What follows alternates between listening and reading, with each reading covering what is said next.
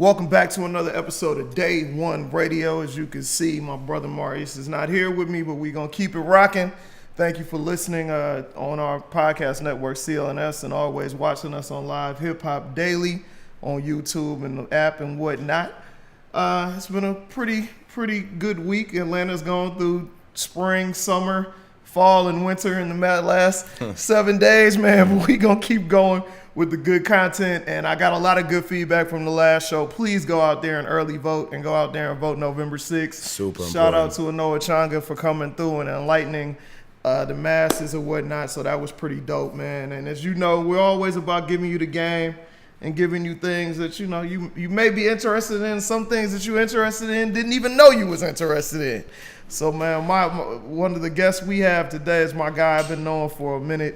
Are you going by the real name or the gamer name, or what do you go by? You don't move to LA and shit. You out there wearing tank tops and gold chains. So I don't know what I should buddy. I don't know what I should properly address you. Okay, man, listen. My name's Sebastian, but anybody who knows me probably calls me Chosen1. So. All right, so we got Chosen1 in here, man.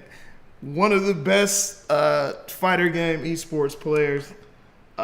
Competitors, I should say, an MC, director of Project MQ, president of Gold Standard Gaming. You got a lot of jobs. Got it all down, man. This guy's well researched. Got a lot of jobs, man, and we go back a little bit, but we're gonna. Esports is like a buzzword now. It's like I feel like esports is what like social media was a few years ago. It is. The internet was 25 years ago. It's just that buzzword that everybody's trying to get in on. So we're going to get down to the nitty gritty, because I feel like some of our listeners probably know the game, but a lot of them just hear the word but don't actually know what it is. So we're going to start, first of all, with your history, man. Like, how did you get into competitive gaming? You're a vet, but you're only 28 years old, right? Only 28. Keeps but going you're up. a vet, though.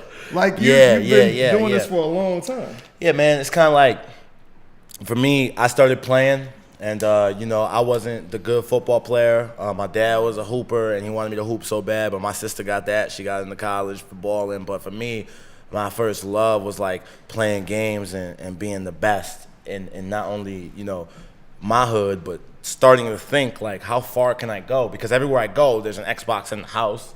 Right. Everywhere I go, there's a PlayStation in the house. Even the kids who can't afford those, they still got their old PlayStation 1s. Yeah. You know what I'm saying? You still go on the homie who don't got it, still got the PlayStation 1. Well, okay, you still playing PlayStation 1? Well, I'll beat you in Madden 96. Like, I don't care. Like, just whatever it was. And I realized, like, man, like, I think that, especially with Xbox Live, and that's the time, right? Like, 05, 06, especially with Xbox Live, it kind of just came to me like, damn, like, there's got to be a way that there's nothing more I love than doing this. I'm leaving school, I'm coming home, and I'm creating tournaments. Before there were tournament applications and things like that, we were creating online tournaments and things like that and trying to be involved. And I just knew then, like, man, this is my passion. So while I was still trying to be the LeBron of gaming at that time, over the years, I got some great advice from a great mentor of mine who said, you can't always win. No matter what, one day you will have to hang it up. And so what are you going to do in this after that? Because I won a lot. I started playing DOA, traveling, and doing the whole bit. And at that time, you're living on the high of, like... And DOA is Dead or Alive, the fighting game for those who are not gamers. Yeah, DOA 6 coming February. I started playing it and going around the world and, whatever, and getting on reality TV, and all those things were cool, but it wasn't tangible. It wasn't tangible. It was like all these opportunities happened to me, and I don't know who I am if you had to write it down on a resume. You know what I'm saying? And I wanted that to change because I knew I wanted to be in video games, and I wanted to do it forever. So, I decided to start just volunteering, starting to help people at E3, starting to help people at PAX and Dragon Con and all these things, like getting involved. And as I volunteered, I learned. And I got to meet some dope people. I remember first time we met was the WCG Ultimate Gamer auditions. Yeah. Auditions up in the perimeter of Atlanta. Right. You know what I'm saying? So that's how OG esports this guy is. He acts like he's not esports. He's super esports. Esports wasn't even a word yet. Also, and you were there. You were there. That is esports. It was called at that time. Esports was called Ultimate Gamer. Yeah, no, you know, and you were on the hot trail, man. So just working, meeting people in it, and building, and you know, here we are now. Do you feel like it wasn't tangible because you were earlier in the game? Like, say, if your career had started 5 years ago, it probably would have been completely different. Yeah. Same age, same time. I definitely would be way richer, for sure. Forget about it. Way richer, and probably maybe with all the information that's available at your fingertips now, because I mean, it's been a big jump from 2005 to now. It's like everything's simplified. Like if you had an iPhone from 2005 right now, you might kill yourself, right? So I think like just with everything that's happening now, it's easier for kids ever. There's more activities to volunteer in. I mean, now esports is it's what we're calling it, esports. It used to be called pro gaming. So let's get into that. What is, for the novice, what is esports? It's funny you ask that, man, because I'm going to tell you like this. Like, I just had a big post on LinkedIn that went viral, and I've never had anything on LinkedIn go viral before, but I was actually at a conference recently, and a guy comes to me and goes, "Did you write that article on LinkedIn?" And it's about Ninja. Okay. And if you know anything about Ninja just has blown up and become an endorsement magnet. That's like he's like, I guess, like the LeBron of esports. And there's my problem. As far as popularity, as far as endorsements, sure. As far as all of that, the money guy. Sure. Maybe not the talent guy, but the money guy. You know, right. You know, for me, it's like, it's kind of like that, but the difference with LeBron is that, like, LeBron is, like, on the court with the best in the world, and he is the best in the world. Fortnite, until recently, hasn't had a format to showcase who's the best in the world. Okay. And even when they do have it, he's not competing in that because his money comes from being on stream. Right. Like creating content. Being he's a great on content. Twitch and all of that, yeah. Do not get that twisted. I'm not hating because it's a thin line in gaming. If you say anybody's bad since it's such a skill-based thing, it's your hating. It's not I'm hating. It's more like his endorsements and branding comes out of all the adoration. Like once he went with Drake, it was over with, right? It's like you bring over that mainstream cross appeal, and now it's like Samsung, everybody. And great, shouts to Ninja, shouts to everybody getting it that way. You should work that way. But to bring you back, esports is when you set up two people in a versus mode of an equal playing field, and there is stakes on the line, and the winner wins the stake, right? When the winner wins the stake, if we're playing for $100,000 and 1,000 people enter, the best, as far as talent goes, is who goes first and who goes last, right? Mm-hmm. And that's how it is. It's not you're the most popular streamer, you're the most popular YouTuber. That's entertainment and cosplay. Entertainment and content creation, rather. Got you.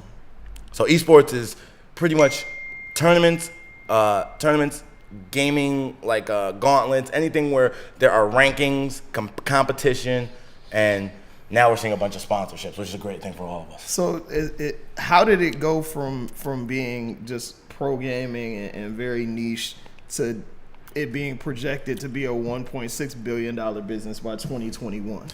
Man, you got to give it up to companies that pioneered, like Riot Games. Mm-hmm. Riot came in and they really took, they're the first ones to bring the freemium model. Like League of Legends is free. Just got to buy all the skins. New characters come out. You got to buy that to keep up with the competition. Gotcha. Right? Like, whereas Fortnite, you're buying all that stuff for leisure. It doesn't make your character better.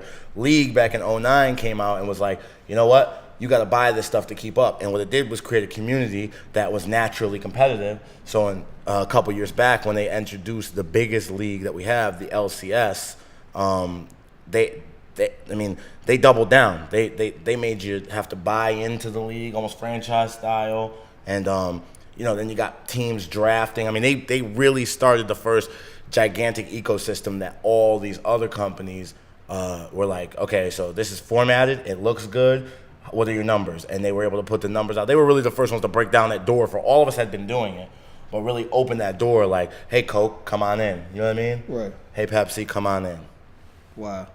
Okay, so sponsorship and all of that stuff, but how does that money like trickle down to the players? Because I always see these big numbers, like this tournament is 250,000. This tournament is $1 million. Like, what's the bread? So if it's 4 guys playing Call of Duty or playing whatever, and it's $1 million tournament, are the sponsors putting up the money? And do those 4 guys take home $250,000 each, or are they piecing that out to all these different people that paid for them to get there and yada yada yada? You know, everybody's situation is different. Okay. And it's weird. Esports is much more like NASCAR than it is the NBA. Okay. Whereas like your different brands are paying your team at different times. So maybe this year, Monster sponsors Echo Fox, Rick Fox's team. Maybe one year they sponsor it, but they don't sponsor it the next year. Gotcha. So if they don't sponsor it the next year, then maybe that changes the contract you're getting, because you're getting a salary from Rick Fox, right, and Echo Fox. But maybe that changes. Maybe he goes, you know what? Now the money's different based on your impressions and who you are in the community as a name and a brand. You know, we're gonna pay you differently. But usually, generally speaking, prize money is yours to keep. Okay. Like the models of most teams, no matter what the game, what the genre, the model is like, let the player keep his own money, right? All right, so let's take it down to the grassroots level. How does a kid or anybody that they play whatever game it is that is being played competitively, and they're nice, like they play against their friends, right? They also play online, they're nice online, their rankings are good online. How do you take it from there to getting on one of these teams or getting in these tournaments and playing on the big stage, not just showing up and paying to get there and playing in the bank of 50 consoles, but getting up on the big stage and playing against the big dogs? How does that happen? It's a good question. It's a great question. I mean, I really don't know if you can skip being, whether it's online or in person at like a LAN event. I don't know if you can skip that process. You kind of got to pay your dues. Even, I mentioned Ninja earlier, right? Fortnite blew up. His stream blew up, but don't get it twisted. He had to put years of grind in Halo. You remember Halo? Yeah. And he was a grinder in that. Yeah. I mean, and then boom, it happens when it meets. But the idea that you can just kind of jump on and you're super nice, that doesn't really exist, because it's like, you have to go to where the super nice people are they play, and you've entered as well. And if you're super nice, it'll show. People will know. You know what I mean? If I'm there and Brandon's there, and Brandon's known across the Southeast as the best Zangief player in Street Fighter, and we bump into each other in pools, and I beat you, I don't have to win that whole tournament. That footage is gonna, somebody somewhere is gonna be like, he beat Brandon? Got you. Okay. So it's people are paying attention to what goes on, regardless. For sure. People are looking for talent. Okay. We're looking for talent. Got you. So how do these players and these teams attract sponsors? Is it simply the metrics online? Like, if you're winning, you put your stuff on YouTube, put it up on Twitch, whatever, and people see you and they see you got a following. Do sponsors just go out, or do these people go out and be like, look, this is what we're doing. We need you to come in. Here's the deal. I think esports, everything has phases, right? Okay. I think as like the NBA advanced, we always talk like Jordan era, LeBron era, this couldn't work, that couldn't work, and now the Steph era, right? Like we got like all these different eras, whatever. I think esports went from pro gaming to esports 1.0, and now we're beginning to see esports 2.0. Which is what? And then so let's define 1.0, right? All right. So like 1.0 is like, team comes down and says, yo, Brandon, you're the best Zangief, and we want you to be on our team. Here's what, based on your metrics, like your Twitter, your Instagram, your stuff, how much you can get us out there, and based on your results, we're gonna, put that algorithmically, got that out. We're gonna put that down, and we're gonna look at it, and this is what we think we should pay you. And maybe in the last 5 years, that's been amazing. I mean, somebody's gonna give you $6,000 a month, $7,000 a month to play games and pay the hotel, pay the thing, and give you some food money, and you're probably gonna win. It's a great opportunity. But what I think we're seeing in 2.0 is that, and this is gonna be a hot take, I think players don't need teams, and I think teams are going to be a thing of the past within the next 5 years. Wow. unless it's a franchise team like the Overwatch League or the LCS, I think that players and content creators don't need teams. I mean, do you know what team Ninja's on? No. Exactly. Yeah. I mean, that's what I'm saying. He's a fully sponsored player on a team with a jersey. Do you know what team he's on? Is it because I've been to a few I guess matches, tournaments or whatever, and is it because it just looks better for TV and looks better for a crowd to have 3 or 4 people pitted against each other than it does to have one person pitted against another person? Is that the reason there's teams and everything? I think there's teams because the 1.0 version was like you want to get one brand strong enough to go to Samsung and say, hey, look, Samsung, we want to get $1 million from you. And our Madden players, our 2K players, our Street Fighter players, our Fortnite players, our Call of Duty players combined Gotcha. offer you more than you can get for that 30 seconds on TV. Gotcha. Right? Like combined, they equal 4.7 million tweets, 800,000 views per month on YouTube, and 500,000 views monthly on Twitch. We will combine that, create a program that our whole team, whatever the team name is, that will always promote you guys. We'll put you on all our jerseys so whenever someone sees you. And that's the 1.0. You're starting to see Monster and things like that because it outweighs. Going back to your NASCAR thing. Yeah, you know what I mean? Exactly.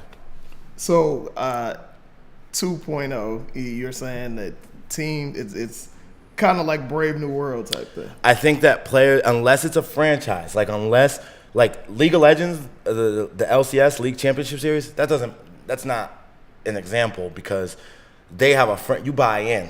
Right? Like you buy in to own a team. They're going to produce the content, the matches there. You got to go to them to get that game. It's illegal to stream League of Legends competitively outside of the LCS. Gotcha. So a team will work in that format because your team is that. The 5 players there are your stars, right? Right. But like this thing where we're going across genres and we all wear the same jerseys. Like, oh, you play Madden, I play DOA, but we both wear, for lack of a better term, Echo Fox jerseys. Like it's like Echo Fox is a big team. I think that model, it just can't sustain because what you're seeing now is these kids are starting to get enough money off of Twitch rev, off of their YouTube rev, that they can put a little team around themselves to start boosting. So do you feel like, and we might be getting a little too deep. Let's go deep, baby. Let's go deep. I've been waiting for this, Brandon. But do you feel like it's a sustainable business model? Because I feel like the numbers keep getting bigger and bigger and bigger, and I feel like whenever you are basing your, I guess, sponsorship and or ad revenue off of what people like on social media, it's dangerous because that's super fleeting. It's true. It's true. I mean, that's exactly what I'm saying. It's like here today, gone tomorrow. Some of these players, like 4 or 5 years ago, and I won't name names, because I want everybody to do good. It's like 4 or 5 years ago, you couldn't stop. There was ninjas before Ninja, and you don't even remember them. I'm looking at you, talking to you. You don't even remember them. There were ninjas before Ninja, and you don't remember them. So we're having a good time, and and another thing too that's different with other sports than our sport is that games die. Yeah. It happens. Yeah. Yes, Fortnite is the largest game in the world right now. Yes, but it won't be. What was it last year this time? No. Were you worried about Fortnite last year this time? No, you weren't. And so next year you don't even know what's coming next. Right. You don't even know what's coming next, and you don't even know who will be a star in that. So my thing is, you're absolutely right. The business model is risky in that way, and I think that's why I think 2.0 is just going to push teams out a little bit. There are some brands that have done what we call going beyond the line. Like I think a great brand is like FaZe Clan. Like I look at FaZe Clan, and it's like half of their people aren't even top players. They're huge YouTube personalities. They're huge Twitch players, and like they do it right. They kind of like cater to them. Like, look, we want to be like your FaZe's family, and like how can we make your thing even better? Like, you know what I mean? And in that way, they sell little FaZe Clan chains. Little Yachty is part of FaZe Clan. Right. You know what I mean? Like they do the whole thing. That to me is bringing the culture to the mainstream. That's how you survive it. But most of these teams are like, we're the best team no matter what game you put us in. I think these kids now are seeing that, hey, we don't have to have you control our tweets, control what we do. You know what I mean? Because when you're on the team, it's like you have to tweet about Monster at least 2 times this week. Wow. You know, I think that when you give a kid the ability to go to Monster directly and say, I can do that, but I want all of it. Yeah. Not what you give the team and then the team's giving me my monthly. I want all of it. You know what I mean? I want all of it, Monster, because I can hire Brandon who can talk to Monster for me because YouTube's giving me enough money to pay Brandon's retainer. That's real. Right? Where do women play out in this? Because I really don't see a lot of ladies at a lot of these tournaments at all, but women clearly play video games a lot. Yeah, man. Hitmarker.com has a great stat sheet that tells you that even jobs in esports and players' jobs and general involvement in esports for women is about 12%, which is like ridiculous because at least like 40, 50 girls who, if you put them in front of a game, they'll play. Right. They'll play. They would love to learn more. They would love it. But I think that gaming still has a lot of cleanup to do. And I think that there's still a lot of, if we have helmet-to-helmet problems in football, we have troll and misogyny problems in gaming. Yeah. I mean, it's just ridiculous. You are at risk if you're a girl and you go into an Xbox Live party, PlayStation party, and you've seen it, and you turn that mic on and speak. If you black, they might throw the N-word out. Oh, for sure, most definitely. And if you sound like a little kid, they're gonna be like you a little kid. But boy, if you a girl and open your mouth, it's gonna be those same 2 things gonna happen to you, and a bunch of D pics gonna come to your profile. Wow, I didn't even think about that. You know what I'm saying? And it's that's crazy. It's just ridiculous. You know, my girl is a huge gamer, and her brand Pastel Pixels showcases games away from. We threw an event, Cage, last night, and you came through, and thank you for supporting. That VIP was her. She curated, Pastel Pixels curates gaming lifestyle for girls away from the sticks. Nice. She wants a spotlight on, so shout out to Pastel Pixels, and she wants to put spotlight on women away from the sticks. This is a lifestyle. These girls are, because it's either, if you're the new insult for girls who go on Twitch is she's a boob streamer. She's pretty, so she gets people to donate because she's a boob streamer, right? Like, that's like what she does. The gaming version of IG models, right? A perfect comparison. Same thing. Thirst trap, Twitch thirst trap, right? Triple T, and so it's like, but there are really, if you go through Twitch, like dope people they're dope women who are like good, like headshot snipers on Fortnite.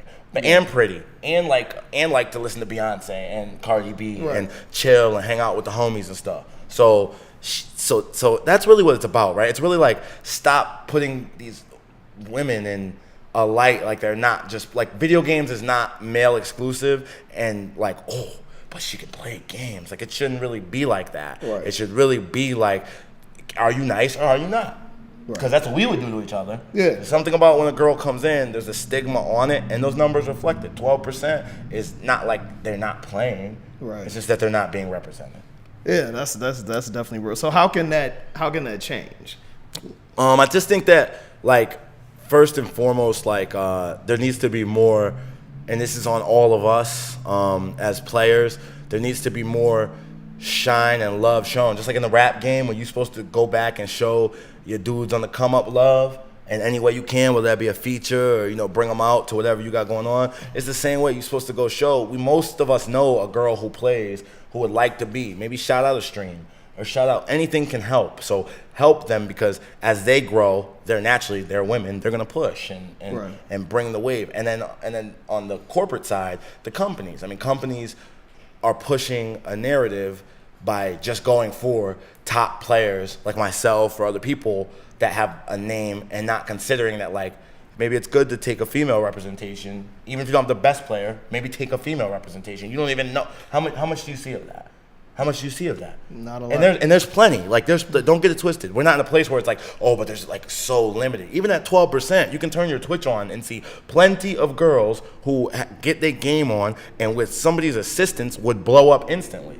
Like, a company should make the first move, not do it all off data and say, well, it's not worth the risk or whatever. Right. You know what I mean? Right. Now, you brought up the rap thing, and you are an MC as well. Yeah. So I feel like the worlds of music and esports are converging more and more. Like you mentioned Drake earlier, investing, but you also have like mainstream acts like J-Lo and Imagine Dragons and people like that investing in it. Why do you think those worlds kind of merge together so well? I mean, they were born as even outside of. So with hip hop, I always tell people this: hip hop and gaming, at least in competitive, two pads gaming, because obviously there was stuff before it with the Pong and old stuff, but two pads together and gaming almost was at the exact same time of hip hop. Almost like a line difference of 5 years if we really nitty grittied it. But like 5 year period where like this revolution called the 90s happened, and as hip hop went, so did the game's graphics. Right. And as hip hop got more evolved in the videos, so did the consoles and their power, and everything came to this culmination point where now it's like these people are of age to make decisions. We're seeing these, these people who grew up with it of age to take their $100 million and spend it how they want. Are saying, well, I've been seeing this and it's been my life the whole time. I know it pretty well and I know of it, right? Like, I'm not gonna invest in the elevator industry because I don't know much more than what the buttons I press to get to the floor I wanna go. But I do play video games and I have been seeing all this stuff in Bloomberg and Forbes. What can we do in that? Is there something that feels safe, it feels familiar, and I think that a lot of musicians, not only hip hop, feel like, hey, like this is, I mean, you can't deny what you're seeing everywhere. Right. That's true. Gambling. So recently, what is the company? Unicrown. Unicrown, I don't even know how to pronounce it. They just got, their license or whatever to you can legally gamble on competitive video games. Is that Jersey or Vegas? Countries. Well, they're international. So they have it's like 20 countries, and this just happened, but the US is one of the countries for certain types of esports. So what's your thoughts on how legalized gambling in esports could change? Because we're talking about, like, a lot of times 17-year-olds, 18-year-olds compete, but then again, you can bet on NCAA sports. So touche. Great point you make. And man, I mean, now we're talking about, dare I say, and you just put a spark in my brain. This happened right now. I'm telling y'all. 3.0. That's a different type of, I don't have enough data or analytics to tell you what'll happen when you could walk into a tournament and start taking action. Right. Like I don't even know what, I mean that's it, right? Like now this $1 billion industry becomes billions. Right. And that S is very important. Yeah. Billions. That's why there's a reason why Atlanta has whole entire streets getting ready for the Super Bowl coming. Right. Because there's billions, and just a hair shaving of that for 3 days to a week in Atlanta is going to scrape in a city, of any city, where anything that's billions is at. And I think esports is at the tip of like, whoa, this is big. But when you can take action on this stuff, I mean, man, there's esports tournaments all 52 weekends of the year. Right. There ain't no off season. Right. Forget it. So every weekend, as long as you stay educated, I mean, you're gonna have some real bookies coming up, man. Right. Coming up. You mentioned League of Legends, Fortnite. I brought up Call of Duty. What are some of the other bigger games that teams are playing now, or that are major tournaments are centered around now? Well, you pick a genre and then you think about what that genre, is in relativity to this esports bubble. What's not so niche and what's not so with League and Fortnite, those guys I feel are on and I compare them because one is so young in comparison to the other. League is like the older brother who's well seasoned, knows martial arts in the army, and goes to the army, gets a good job. He has the big house, he has the car. He's like done all the right things in life. And the younger brother is Fortnite, who he raps and he's dope, and he came up on the underground of life, and he don't got the house. He keeps his money in his pocket and he travels everywhere, but he can handle his own business. That's Fortnite. And so everything in between that is really relative to what you like to play. I mean, if you like Call of Duty does $1 million tournament every year, and they ain't going nowhere, right? If you like Overwatch, I mean, Overwatch has a league, right? I think that the NBA, I got to meet Brendan Donahue, the GM, former exec over ticket sales for the Atlanta Hawks, and he was an exec at the Atlanta Hawks. I don't know if it was ticket sales, but that's what his previous role was. And now he's the general manager of the NBA 2K League. Yeah. And talking to him, it's like the NBA 2K League. I mean, 2K. Now that game sells 19 million copies every 365 days. And every 365 days, every year, it's going to sell 19 million copies. They're going to put whoever was nice that season on the cover, and they're going to ship them out. Their potential is unlimited. I wanted to get into that. That was actually my next question because, the hood been playing 2K since day one.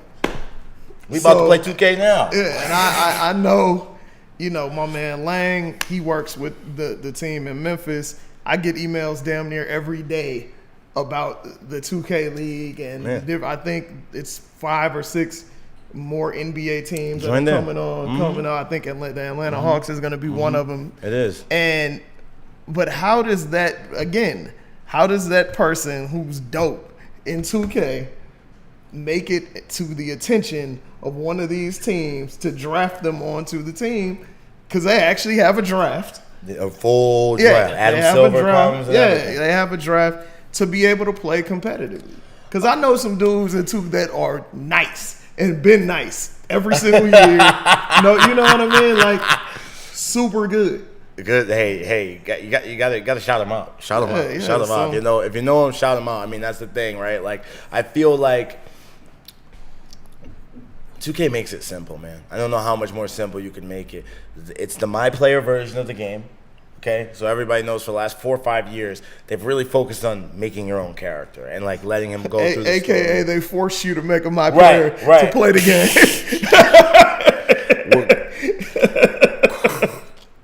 We'll continue. Yeah, I think, the My Player thing is what they wanted to go with, and maybe it was strategic. Maybe 4 or 5 years ago, they thought, okay, if this keeps selling like this, we're gonna make a league with our partner, the NBA, 2K Games, and now here we are 5 years later, and now everybody's so conditioned to make the My Player every year. That's pretty much what most of their players do. So you go right into the My Player, and I mean the description's right there. It's like register for the 2K League combine. Right. And you have to go through these steps. You have to win 50 games in the Pro-Am section of this game. And you will be invited to try out for the combine, where you will then go through other things that we will gauge you on, and you're My Player. And if you're good, we'll call you, and you'll get a draft. You'll get invited to the draft. Doesn't mean you'll necessarily get drafted, but we're gonna invite you and let scouts really take a look at what they're building for their specific team. I mean, how exciting is that, dog? How exciting is that? And like how real is that and tangible? So as long as you have an internet connection or your homie has one and you could go over his house, do it because what you got to lose? You playing it anyway. You're playing it anyway. What do you have to lose than to just be like, all right, instead of just doing regular team mode, like when we're playing with the Spurs and the Lakers, I'm gonna go through this My Player process because it could end up somewhere for me. Right. You know what I mean? Very easy. And that's not every game, but 2K has made it as easy as possible. Right. Definitely. You were talking about Ninja earlier in depth. Who are some of the other players that you feel like have that same marketing potential? Like they're good, but they're also stars. Man, well, I feel like first and foremost, when DOA6 come back, I'm gonna be at the top of my game, and I feel like a star, baby. So just holler at me, Samsung, if you want to do something, we can get you popping. But man, like you got guys like Nadeshot, Drake. Drake played with Ninja, but he invested in Nadeshot's team. Gotcha. And I think that's because Nadeshot has shown like he's bigger than like Call of Duty itself. Couple other players, like you got a couple fighting game players like that I really like Sonic Fox. He's into some like the furry community and all that stuff, but he's a rock star. He's magnetizing, and even though it's some different stuff, it's like they love them. They love them. It feeds out, and I think as far as like Fortnite goes, I mean, there's plenty of them. I mean, you got Myth, TSM Myth. He's a Fortnite player. He's not necessarily winning everything, but people love him. People love him. Sniper Wolf is a girl. People love watching her. One Shot Girl. People love. I mean, I watch it and I'm just amazed. There's some that, you know, I want to say this. That's what makes esports 2.0 work, is like they don't have to be top in the game anymore to be rock stars. In fact, it's almost like some of the better players spend so much hours trying to be the best that they forget that like it is a form of entertainment. And so a lot of these people I'm listening to you, they're not necessarily the best, like number 1 through 5, but they're definitely number 1 through 50.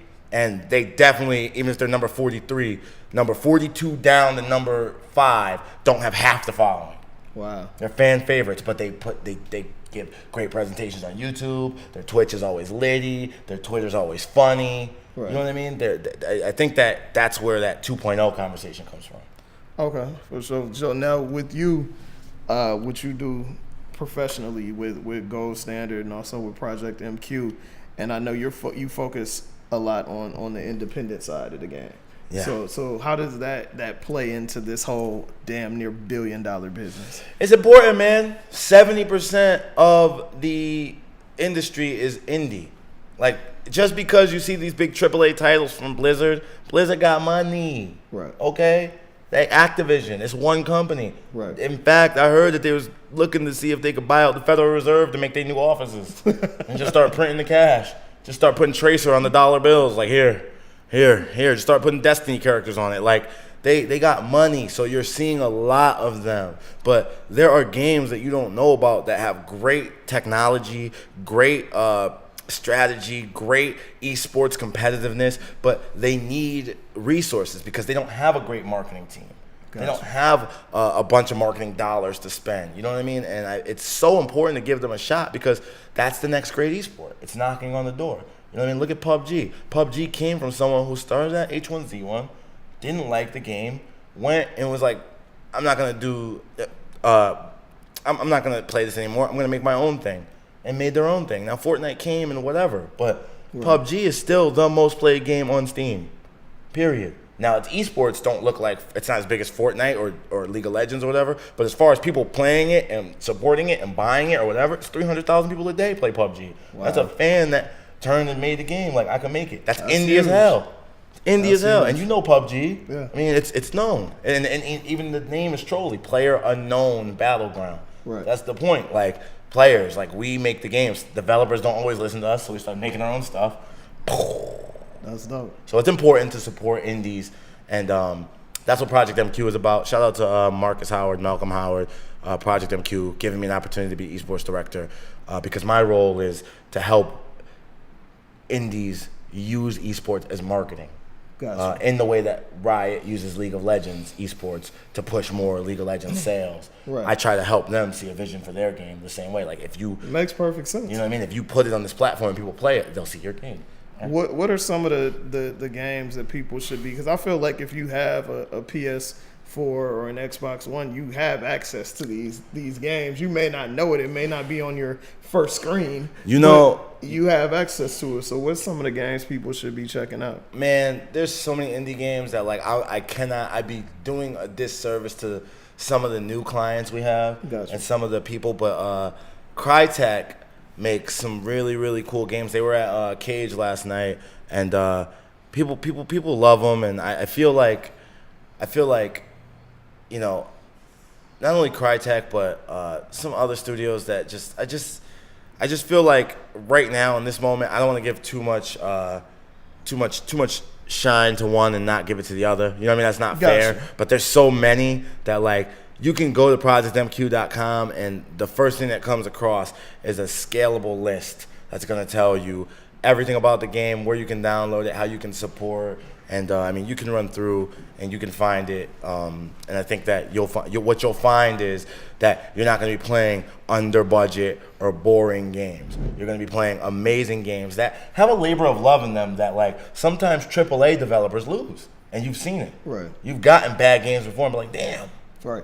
Nah, that's true. Damn, y'all used to be good, and this is not my same experience. Right. You'll rarely get that out of an indie because those dudes sun up till sundown. And you can't afford to lose. You know what I mean? Trying to Can't get the afford to experience. lose. What's your thoughts on colleges giving esports scholarships now and having programs? I know Georgia Tech has a program. Ohio State has a program. Like, what's your thoughts on that? Well, one program that I want to shout out because I think that it's a great fit, and sometimes you don't get the credit what it's due is Full Sail down in Orlando. They're building the world's biggest esports stadium. Wow. And this is not a paid sponsorship or a plug. I may work with them. The deal may go through, but I'm very passionate when I'm passionate about stuff. And I think that Full Sail was the first school that was taking the dudes who couldn't get into Howard or couldn't get into Clark or whatever, and saying like, come here, we know like your skills is more in like development and games. Before esports was treated like esports and gamers were treated like weirdos or whatever, then like Full Sail was a place to help you come and really to have that passion.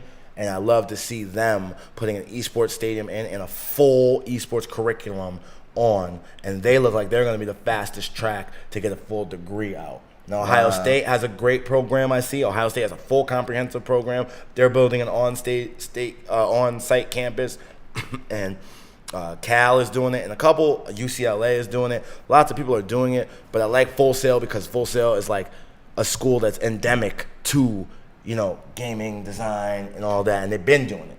Right. They've been doing it. We know the trend and the wave, and also, I guess my little bit of bitterness towards the NCAA is that, like, you're still doing the players wrong. So why do I want esports players to come in and get the same shit? Like, why do I want that? Like, I don't feel like, and the NCAA don't pay me nothing, so I'm going to tell you the truth. Like, that's bullshit.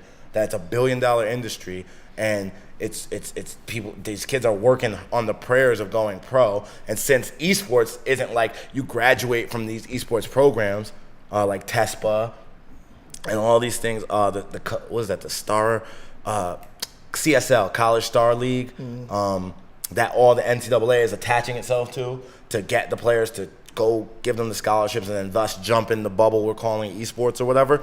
It's like even worse than the players, because at least, or like the other athletes, as far as like basketball, football, it's even worse because at least in basketball, football, they're leveraging the fact that we're giving you the biggest pipeline and the biggest stage to showcase your skills to go professional.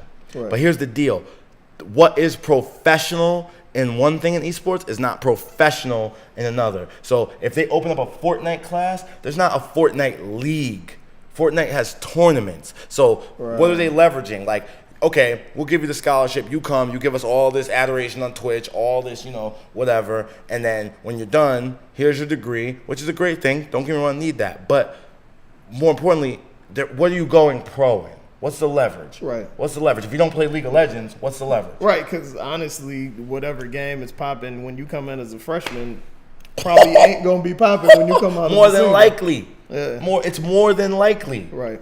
Nah, that's real. So it's like they get it even worse. Yeah. I mean, I guess they can't break their ankle or break their leg. You would hate to see somebody break their thumb, but you know what I'm saying? I mean, it's like, what are you really trying to go do? Another somewhat controversial topic.